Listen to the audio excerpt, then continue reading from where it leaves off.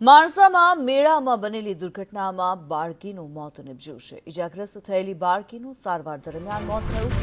Ahmedabad civil hospital ખાતે આ બાળકીનું મોત નિપજ્યું છે। વાવાઝોડામાં બાળકી હવામાં ફંગોળાઈ ગઈ હતી।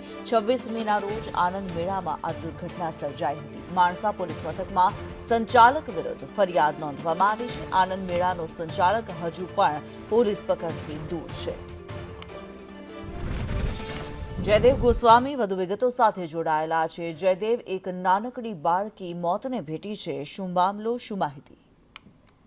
કિન્નરી, ગઈ 26 તારીખે રાત્રે જે વાવાઝોડું આવ્યું હતું એમાં જે એક ગેમ હતી એના અંદર જે વાવાઝોડાના હિસાબે બાળકી 15 ફૂટ જેટલી હવામાં ફંગોળાઈ હતી, ત્યારબાદ જમીન સાથે પટકાઈ હતી અને એને તાત્કાલિક એપોલો હોસ્પિટલ ખાતે એને ખસેડવામાં આવી હતી।